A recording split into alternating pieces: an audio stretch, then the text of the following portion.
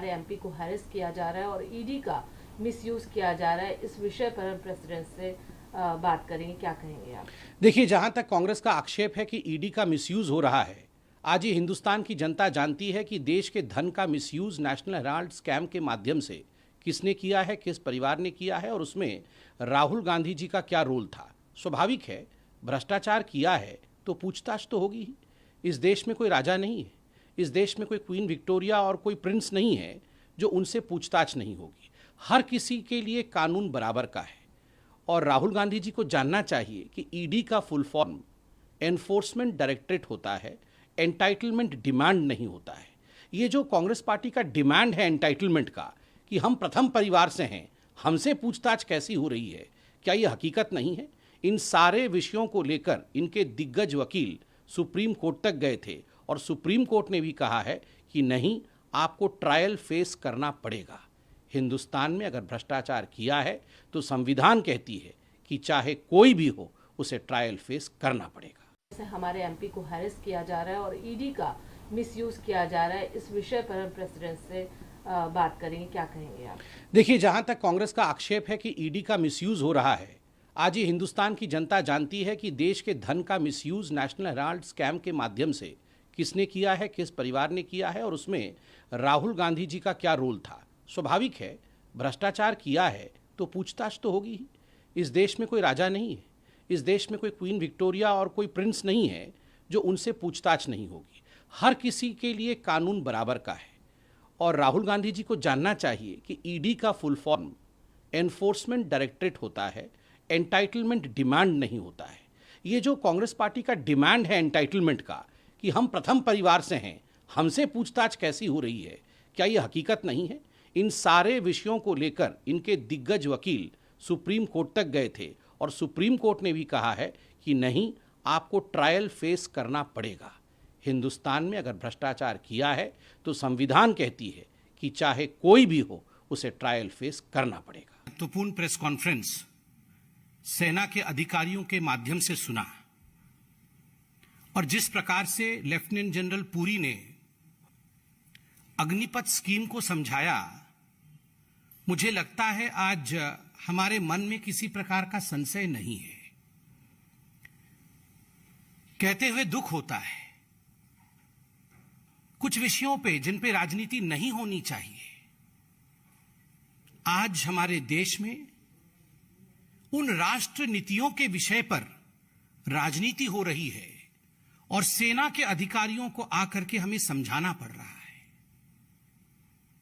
सेना के अधिकारियों को आकर के हमें समझाना पड़ रहा है कि आगजनी और हिंसा के लिए इस देश में कोई स्थान नहीं है। हिंसा मत करिए। कहां ये गलती हुई है? ये विपक्ष कहां पथ भटक चुकी है? आखिर ये विपक्ष क्या चाहती है? देखिए, राजनीतिक प्रेस कॉन्फ्रेंसेस तो बहुत होते हैं, मगर आज मैं एक सवाल पूछना चाहता हूं। हम में से ऐसा कोई नहीं होगा जो ये नहीं चाहता है कि मेरा भारत महान न बने।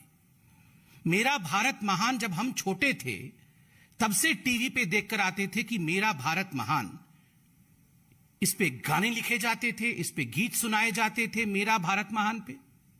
मगर मेरा भारत महान कैसे बनेगा अगर रिफॉर्म नहीं होगा? मेरा भारत महान कैसे बनेगा अगर परफॉर्म नहीं होगा? और मेरा भारत महान कैसे बनेगा अगर ट्रांसफॉर्म नहीं होगा?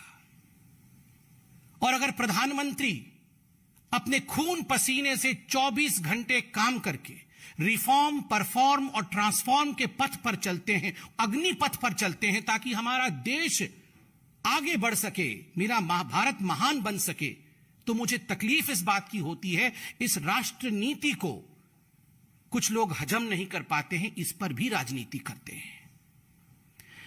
अग्निपथ स्कीम एक ऐसा ही विषय है जिस पे राजनीति बिल्कुल नहीं होनी चाहिए। जंतर मंतर, सत्याग्रह इत्यादि के नाम पर आज हम राजनीति, कोरी राजनीति देख रहे हैं। बंधुगण, आज के प्रेस कॉन्फ्रेंस से जो हमें लेफ्टिनेंट जनरल और आर्मी के बाकी बड़े अधिकारियों ने समझाया, 14 तारीख को जो आदरणीय राजनाथ सिंह जी ने समझाया, एक बात बिल्कुल स्पष्ट है और वह विषय है कि जो अग्निपथ स्कीम है ये क्या चाहती है? ये चाहती है कि हिंदुस्तान की जो सेना है वो एक यूथफुल प्रोफाइल के साथ, एक युवा चेहरा के साथ आगे आए। और ये केवल हिंदुस्तान के नहीं, ये पूरे विश्व के हर देश के आर्मी की रिक्वायरमेंट होती है कि समय के साथ जब डेमोग्राफी बदलती है, जब जरूरतें बदलती है, तो किस प्रकार से एक यूथफुल आर्मी उस कंट्री में बने। उस देश के नेता, उस देश की आर्मी इसकी चिंता करती है। आज आप सब ने सुना कि लेफ्टिनेंट जनरल पुरी ने कहा कि यह कोई चिंता आज का नहीं है। This issue went back to 1989। 1989 में पहली बार इस पर पेपर प्रेजेंट किया गया, इस पर चिंतन किया गया कि किस प्रकार से सेना के अंदर जिनकी भर्ती होती है उनकी एज को कम किया जाए, ताकि जो एवरेज, जो औसत उम्र सेना का है वो कम हो सके। आज औसत उम्र अगर 32 इयर्स, 32 वर्ष का है, अग्निपथ स्कीम इसे 26 वर्ष, 26 इयर्स पे लाके खड़ा करेगा। ये अपने आप में सेना के लिए गौरव का विषय है। कारगिल युद्ध हुआ, भारत को परम विजय मिला, हमारे कई जवान शहीद हो गए, देश के लिए मर मिटे। उसके बाद कमेटियां बनी, कारगिल रिव्यू कमेटी बनी। सबका क्या कहना था?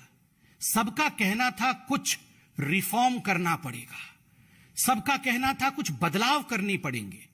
और उनमें से एक बहुत बड़ा बदलाव जो इस रिव्यू कमेटी ने कहा वो यह था कि इंडिया की आर्मी का जो चेहरा है, जो एवरेज एज है, वो यूथफुलनेस के साथ बढ़ना चाहिए, उसके उम्र को कम करिए। जो विषय इतने समय से चला आ रहा है, मैं आज कांग्रेस से, मैं आज सोनिया जी से, राहुल जी से, प्रियंका जी से पूछना चाहता हूं। प्रियंका जी, जब आपको आग्रह करना चाहिए था कि जो सेना के लिए रिफॉर्म आवश्यक है वो रिफॉर्म हम कब करेंगे, आपने तब आग्रह नहीं किया, आज आप सत्याग्रह कर रही हैं। ये किस चीज का सत्याग्रह है? जब हमारे इंडिया के डिफेंस के पास, एयरफोर्स के पास विमान नहीं थे, 10 वर्षों तक वो डिप्लीटेड स्ट्रेंथ में काम कर रही थी, तब इस कांग्रेस की सरकार ने एक एयरफोर्स में विमान ऐड नहीं किया। राफेल हम लेकर आए, उसमें भी राजनीति की गई, उसमें भी राजनीति की गई। उसका हश्र क्या हुआ उन्होंने खुद भुगता है। और आज ठीक उसी प्रकार अग्निपथ स्कीम में राजनीति हो रही है। याद होगा आपको, कांग्रेस के उस समय के डिफेंस मिनिस्टर AK एंटनी, उनका एक ही स्लोगन था, उनका एक ही मंत्र था, नो वर्क नो हेडेक। कोई काम करेंगे नहीं, कोई हेडेक ही नहीं होगा, कुछ बदलेंगे नहीं, कुछ होगा ही नहीं, कोई सवाल ही नहीं पूछेगा। एक बार उनसे पार्लियामेंट में सवाल पूछा गया था कि आप बॉर्डर इंफ्रास्ट्रक्चर क्यों नहीं बनाते हैं, तो उन्होंने कहा नहीं, जो दूसरे देश हैं वो हमसे ज्यादा शक्तिशाली हैं, वो बुरा मान जाएंगे, इसलिए हम बॉर्डर इंफ्रास्ट्रक्चर नहीं बनाते। बुरा मान जाएंगे, बॉर्डर इंफ्रास्ट्रक्चर नहीं बनाना है। डिप्लीटेड स्ट्रेंथ होने के बाद इंडियन एयरफोर्स में प्रोक्योरमेंट नहीं करना है। रिकमेंडेशंस होने के बाद, ये रिकमेंडेशंस बहुत पहले से थी कि आप आयु को कम करिए, आयु कम नहीं करना है, और जो कर रहा है उसको करने नहीं देना है।